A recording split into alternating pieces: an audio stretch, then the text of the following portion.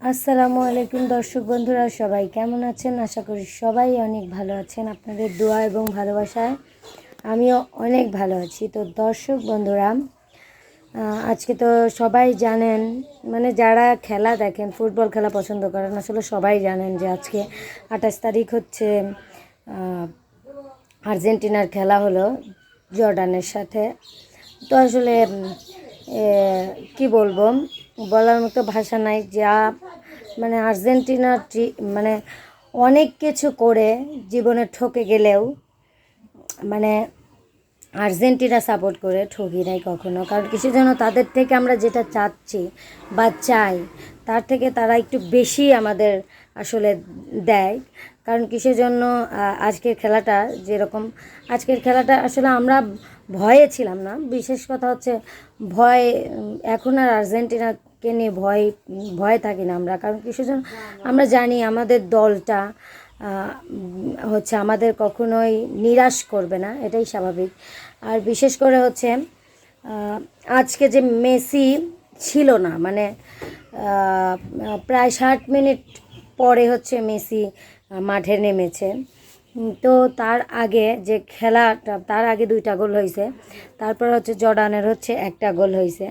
এই নিয়ে মানে কিছু মানুষ বলছে জর্ডানের মতো 72 নাম্বার দলের সাথে এই সেই হচ্ছে একটা খাইছে। আসলে একটা আমরা খাইনি, আমরা 3টা দিছি।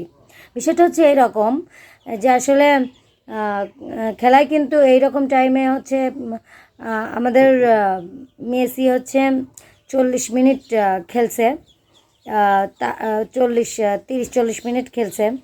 আর হচ্ছে তার ভিতরে হচ্ছে 25-30 মিনিট হচ্ছে এর আগের মাসে নেইমারও খেলছিল। নেইমার আসলে মাঠ দিয়ে শুধু ঘুরছেই, একটা গোল দেওয়ার কিন্তু হয় নাই। যেভাবেই হোক গোল দেওয়ার একটা মানে মরুদ হয় নাই আর কি। কিন্তু মেসির কাছ থেকে আমরা যেটা আশা করি না, মেসি মানে নামার পরেই গোল দিছে, মানে মানে উনি যে নামার পরে আমরা আশা ছিলাম যে একটা হলে গোল হবে। ফ্রি কিক দেখে এখন অনেকে বলতেছে যে আবার প্লান্টির জন্য, এখন যদি কেউ ধাক্কায় মাক্কায় ফেলে দিয়ে, মানে যদি অন্য দলের সব গোলরা মানে যখন গোলের কাছে চলে যাচ্ছে তখন যদি ধাক্কায় ফেলে দেয়, তাহলে তো পেনাল্টি দিতেই হবে, এটা স্বাভাবিক। আমাদের দলের প্লেয়ারকে যদি ফেলে দেয় তাহলে তো অবশ্যই আমরা হচ্ছে পেনাল্টি পাবোই, তাই না? এখন হচ্ছে কথা হচ্ছে একটাই, যে পেনাল্টি ছাড়া চলে না, এটা ছাড়া চলে না। পেনাল্টিটাও তো খেলার ভেতরে পড়ে, খেলার বাহিরের আর কোনো অংশের তো আর আর্জেন্টিনা গিয়ে খেলতেছে না, তাই না? আসলে আর্জেন্টিনার সাথে কোনো মতেই না পেরে এখন কি করবে? আসলে তারা দেখেন, ওরা 3টা ম্যাচ মানে ব্রাজিলই যেহেতু আমাদের প্রতিপক্ষ বেশি ভাবে, মানে কিসের জন্য আমি মনে করি যে ব্রাজিলের সাথে তো খেলা হচ্ছে না, ব্রাজিল কেন এত লাভ পারে, এটা হচ্ছে কথা। আর ব্রাজিল লাভ পারে জন্যই আর্জেন্টিনার মানুষের ব্রাজিল আলাদের বলে। কারণ কিসের জন্য, যে দল যে সাপোর্ট করে তার কাছে তার দল, তাই না? কিন্তু ব্রাজিলের সাপোর্টাররা একটু বেশিই লাভ পারে, ওই যে বাপদাদার পাঁচটা নিয়ে বেশিই লাভ পারে। যাই হোক, আসলে কথা হচ্ছে কি, দেখেন এরা হচ্ছে 3টা ম্যাচ সহকারে, একটা ম্যাচ হচ্ছে মরক্কোর সাথে ড্র করেছে, আর 2টা ম্যাচে হচ্ছে 6টা গোল, 6টা আর ওই একটা 7টা, মানে 7টার থেকে তারা যাচ্ছেই না। 7, মানে 7-এর থেকে তারা যায়ই না, মানে 7 তাদের এমন একটা জিনিস, মানে কি বলবো, তারা 7-এর থেকে সরতেই পারছে না। আর আমরা হচ্ছে 3 ম্যাচে 8টা গোল করেছি, 8টা, মানে কি বলবো, একটা বেশি, এখনও লেভেল উপরে, কি বলবো, বলার কিছু নাই। যাই হোক, আমরা দোয়া করি যে হচ্ছে আর্জেন্টিনার সাথে খেলা পড়ুক, খেলুক ব্রাজিল, খেলে একটু দেখাক, এটাই হচ্ছে কথা। কারণ কিসের জন্য, ওরা ব্রাজিল সাপোর্টাররা এমনি প্রতিপক্ষ ভাবে। আমি মনে করি মেসির মতো একজন বিশ্ব সেরা খেলোয়াড়ের সাথে কারো তুলনা এমনিতেই হয় না। আর আমরা মেসিকে তো প্রচুর পরিমাণে, মেসির থেকে আমরা যেটা 39 বছরের একটা মানে বয়স্ক মানুষের থেকে আমরা কি আশা করতে পারি? আমরা যেটা তার থেকে আশা করি নাই, সে আমাদের তাই দিচ্ছে, আমাদের এটাই অনেক।